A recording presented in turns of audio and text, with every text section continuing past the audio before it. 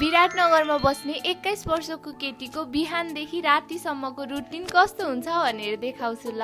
Hi guys, this is सक्कु। फर्स्टमा चाहिँ म बिहान उठेर फ्रेसन अप भएँ। मेरो चाहिँ एक दिन अगाडि नै पिआर प्याकेज आएको थियो अनि रिभ्यू दिनु अगाडि चाहिँ म चाहिँ एकचोटि युज गरेर हेर्दै थिएँ। त्यसपछि रेडी भएर म चाहिँ लागेँ कलेजतर्फ। एक्चुअली यो भिडियो चाहिँ अलि दिन अगाडिको हो अनि ब्रेकमा चाहिँ हामीहरू लुडो खेल्दै थियौँ। अनि आजभोलि चाहिँ विराटनगरको मौसम एकदमै राम्रो छ। डेली जसो नै पानी परिरहेको हुन्छ।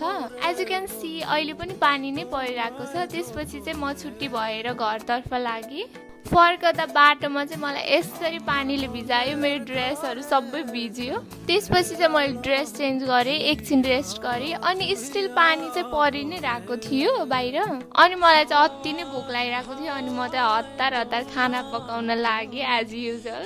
मैले चाहिँ कलेजबाट आएर खाना पकाएर खाँदासम्म चाहिँ जहिले 12 बजिसक्छ।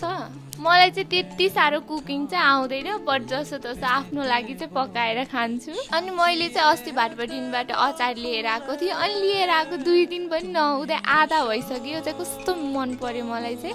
अनि यतिकैमा मेरो खाना पनि पाक्यो अनि मैले चाहिँ खाना खाएर चाहिँ म चाहिँ एकछिन पढ्नलाई बसेँ। अनि यतिकैमा बाहिरको मौसम चाहिँ कस्तो राम्रो भएको, क्लाउड्सहरू लागेर। अनि मैले चाहिँ धुनुपर्ने लुगाहरू सबै धोएर सुकाएँ। सिन्स मेरो चाहिँ 3rd इयरको रिजल्ट आइसक्यो त्यसैले 3rd इयरको बुक्सहरूलाई चाहिँ मैले अरूलाई दिनको लागि छुट्याएर राखेँ। बाँकी बुकहरू चाहिँ मिलाएर राख्न थालेँ। यतिकैमा मैले भेटेँ मेरो पुरानो ड्रइङ।